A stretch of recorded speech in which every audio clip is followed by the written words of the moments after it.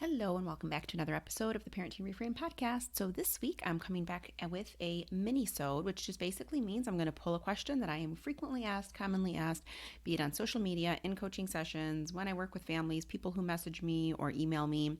So this week it's an interesting one because I think it comes up pretty frequently, and while it isn't like the biggest challenge in the world, I think for a lot of families it's quite a struggle because we want answers. So the question is asked two different ways, or I should say it's two different questions. One is a parent will often ask me, what do I do if my child isn't having tantrums at home or challenging behaviors at home, but when they go to school, that's when they're having the challenging behaviors, that's when they're having the tantrums or they're exhibiting challenging behaviors.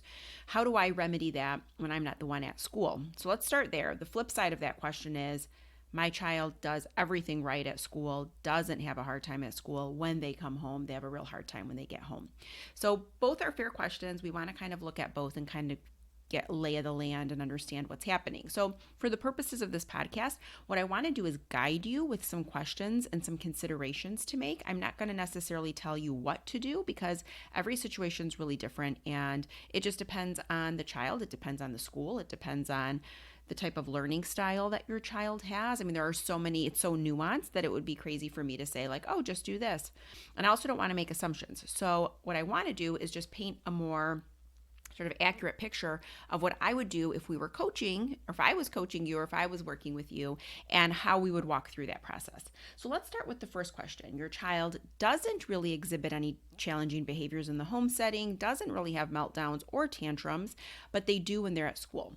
So the first thing I want you to ask yourself is, what is the environment like at school? What is more specifically the learning environment like? So a lot of times when we're working with a child in a school setting, I don't work in schools, I used to though, that child is going to brush up against different challenges, different scenarios that aren't necessarily happening in the home setting. So I think what happens is a lot of times there's this assumption that like, if my child is struggling in that environment, in that school environment, then the school is bad or the teacher is bad, right? I think we come to definitive conclusions too quickly, and I think there's more to parse out there.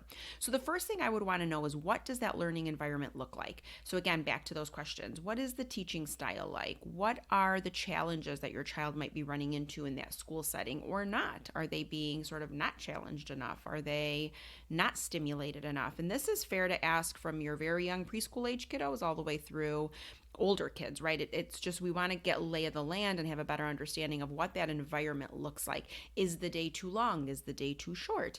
Are they fatiguing? Are they eating, right? There's so much we want to consider. So first and foremost, we want to ask ourselves, what is the learning environment like? Once we have a good understanding of like what that day looks like for our child, or that morning or that afternoon, then we want to get some data, is what I call it, basically on what's happening. So are they having tantrums? Are they hitting? Are they kicking? Are they yelling? Are they emotional? Like, let's name it. What's the thing that's happening at school? And let's get some more information around how it's happening, what's happening. And this is going to require you to really sit with your school team and kind of try to understand. And not from the place of like, hey, why is my kid doing this? What are you guys doing wrong? But more from a collaborative place of like, hey, this is interesting to me because I don't see these things at home. I'm seeing them here. I really want to help my child be successful in both environments, both be it at home and at school. So I'm trying to just get a better understanding of what's happening and why it's happening. So then that way I can kind of serve in a way that's going to support what the school team really needs and what your child really needs ultimately. So what I mean by this is like, we want to think about, for instance, if your child is hitting, but they don't hit at home, but they're hitting at school.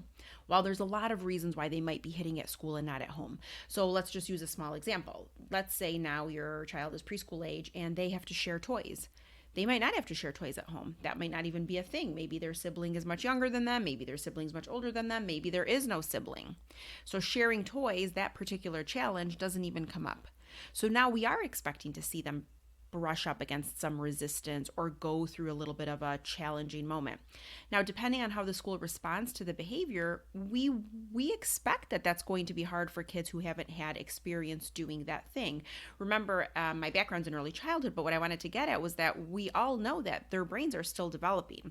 So if one environment isn't going to elicit a certain behavior, but another environment does, such as sharing, let's say, back to that example, it just gives us good information and lets us know, okay, inhibition is hard, right? So when your child feels like they're in struggle or when something's taken away from them, they want to hit, they sort of go into that fight mode because they feel very challenged in that moment. So now we want to help and build that skill, but we also want to set some boundaries around that too. So that's just an example of how that could be happening at school and then not at home. Another example of this is oftentimes for younger children, they're asked to wait, right? You wait in line, you wait your turn. It's not your time to be at that center. It's not time to have a snack, right? You have to follow kind of a different set of rules. For some children, this can be really challenging and this can be really hard because, again, if we think of their home environment, we're not making kids wait in line, right, to have a snack. We're not making kids wait to play with their toys when it's time to play. So just thinking about where those challenges lie at school versus where they may or may not lie at home is going to also help give us some information. And the school should really have a good plan for that, right? Like when I taught preschool, I expected when kids did that, I didn't assume they were doing the same thing at home. I recognized that like I was the one who could make shifts and changes in my environment, and I was the one who could show up in a way that that child really needed in that moment. I wasn't concerned about what was happening at home because if for my intentions were to get the best out of that child in the school environment. So again, your school should kind of be ready and able to really answer some good questions about this and really be willing to collaborate and go like, let's think about how we can make this a better experience for your child, because we also don't want them to be hitting, or we don't want him to cry every time he has to wait. So just really thinking about what are some tools they can put in place, how have they remedied this problem in the past. Certainly I'm sure the child isn't the first one to exhibit challenging behaviors in the school. So really just getting a better understanding of like what that kind of flow looks like. The other thing you want to think about is, are the behaviors rooted in some type of a predictable pattern? So for example, is it every single time your child has to share, there is an issue? Or is it as we get closer to lunchtime, we start to see that your kiddo falls apart? Or is it that at the end of the day that fatigue sets in and now we're a lot more likely to see some of those challenging behaviors come through? That's going to give us a little bit more information where we in the home environment can do a little bit more, right? So if we know that fatigue is setting in, we might have to adjust bedtimes. We might have to start putting kids down earlier and making sure they're getting the right number of hours that their bodies need. Maybe their lunch has to be a little bigger, or maybe their breakfast needs to be a little bit more, or maybe we work out a time with the school if they can have a snack if we start to see that those behaviors start to present right before lunchtime. So there's a lot we can do in the way of like shifting those things out. Like we don't necessarily want it to be a situation where if it's a quick fix in that way, we don't always want to just assume the child's behaving in that way because they're quote unquote bad, or because they're not listening, or because they're not cooperative, right? We tend to put a lot of attachments or attributes, we give those out right away when something's happening. And the truth is sometimes it's just the result of a lot of other things. So let's kind of set up the environment for that child to really succeed. And then if that behavior continues and we see that we've made those environmental shifts, we've made the shifts in terms of like what we can do externally, then we want to really think about what kind of a plan can we put in place so that this child does the thing we need them to do, right? Which is not hit another child when they have to share.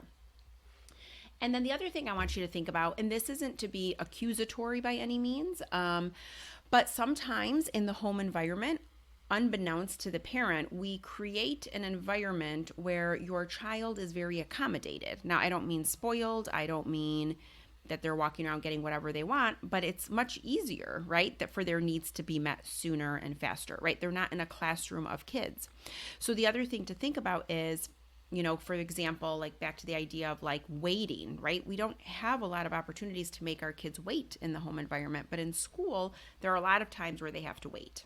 The other thing we want to think about, and this has happened to me as a speech therapist, right? When I'm working with a child in a one-on-one setting, I'm in an outpatient center, but I try to explain to the parent that what I'm asking of your child is hard. Right? In theory, if your child could verbally communicate, or if they could use a device, or if they could express their wants and needs easily, you wouldn't need me, right? I would not be part of your story. But because they need that support, they need that assistance, I have to at least start at the place knowing that what I'm asking them to do, what I'm working with them on, is challenging. It's hard work. So what do a lot of kids do when we present them with a challenge, or when we present them with something that might be a bit of a struggle, or something where you have to put forth a little bit more effort? They might avoid, they might hit, they might throw a toy, They might ignore me, right? There are a lot of responses that I see that happen. So sometimes in a school environment, if particularly if we're thinking of a little bit of older kids, if that content is difficult for your child, if learning the way the school is trying to get your child to learn feels hard, the value now to engage in behaviors that are challenging goes up, right? There's reasons why a child will do that who is in an environment that's not meeting their needs. Now, that's not to say it's too hard, they shouldn't be there. That's just to say maybe we need to build resilience. Maybe we need to help that child tolerate frustration a little bit more and build some opportunities for that child to build problem solving skills so that they don't feel threatened the second a demand is placed on them that might feel too hard or too challenging. So these are things that we want to be thinking about and considering the whole time, because ultimately these are all things that feed into the way our child is going to present at school, or what they're going to do at school, or how they're going to react or respond or behave, right? So the other thing I want you to think about too, and this happens a lot, particularly parents of neurodivergent learners, we want to think about choosing the right environment for the child. So I always ask my parents this when I'm working with them: are you placing your child in an environment where they will thrive, or are they only surviving? If you're placing your child in an environment where they're holding on for dear life every day because it's moving too fast, it's too many kids, it's too much content, the amount of time they're expected to sit and focus is too long.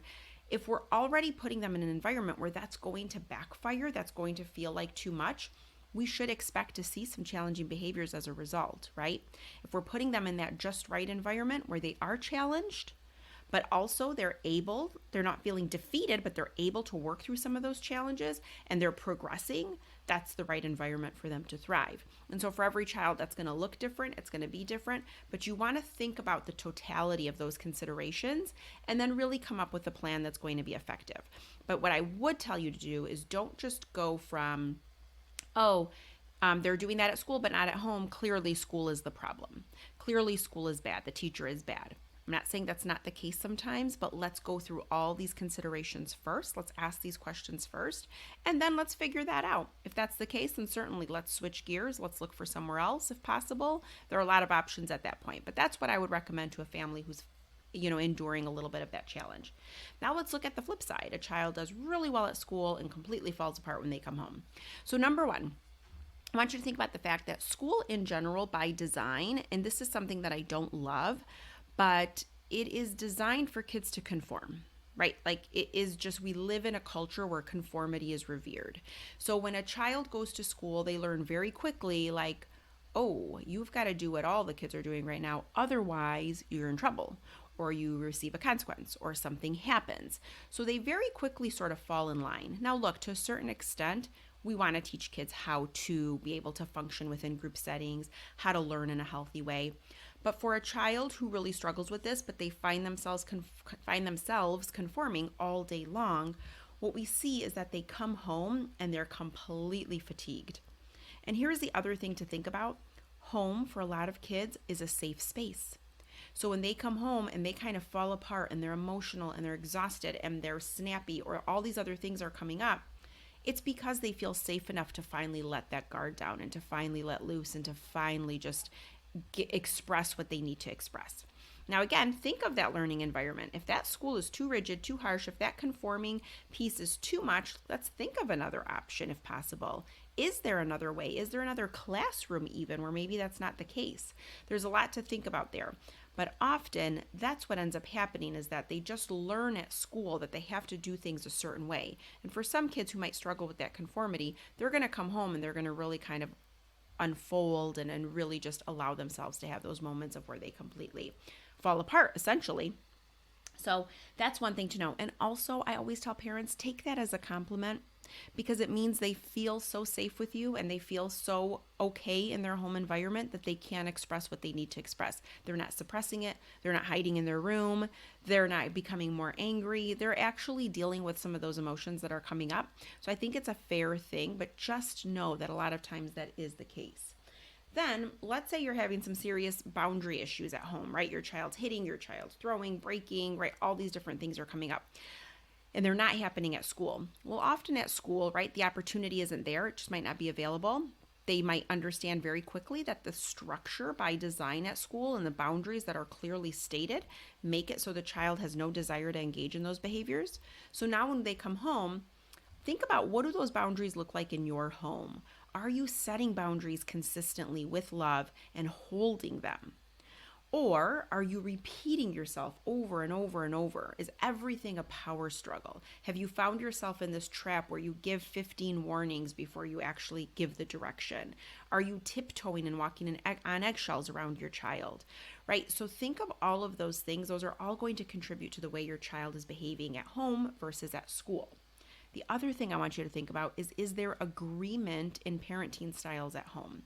Meaning, is your partner parenting in a completely different way and you're parenting in a completely different way? You don't see eye to eye. You often will have a child in that particular situation who is so kind of lost that we see behaviors, we see challenging behaviors emerge. And it's just because they're not quite sure where the boundary stands.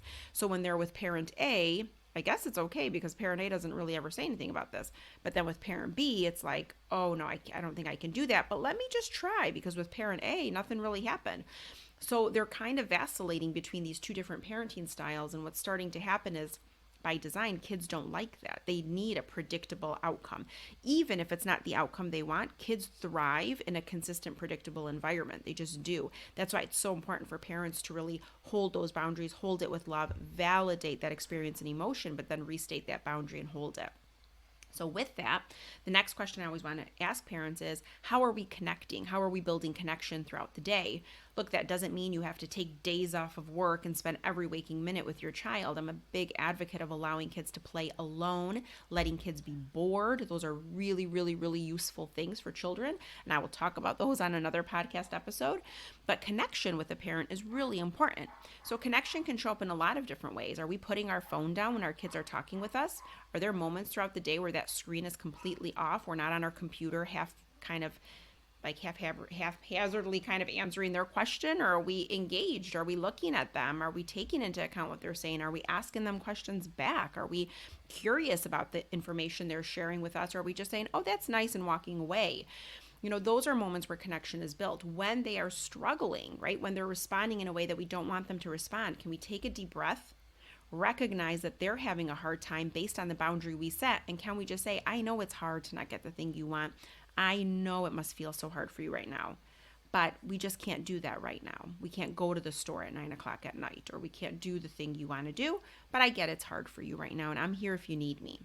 How are we making those connections? Those are going to be really critical and important for helping a child really ground and get anchored. And you're also, over the long run, over time, you're going to see those behaviors improve and improve as long as we're consciously every day building in ways to connect.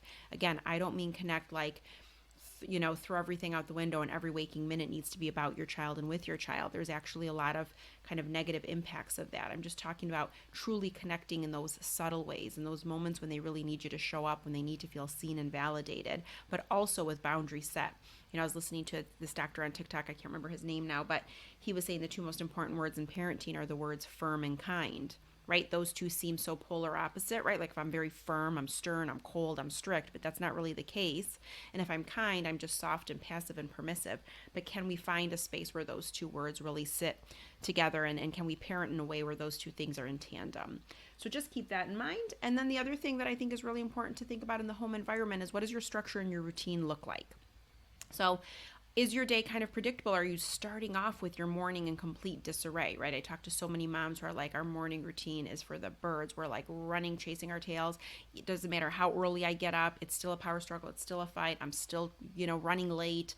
When we start our day that way, in that hectic way all the time, it is so jarring, right? It's so unsettling, because now we have to drop the kids off to school, and then we're, maybe you're going to work, maybe you're going back home. It doesn't matter. It just leaves you with this ick feeling, because now you started your day in this way that you don't love, that doesn't feel good to you, that doesn't feel effective, and it doesn't feel like there was good connections and good goodbyes before they went to school.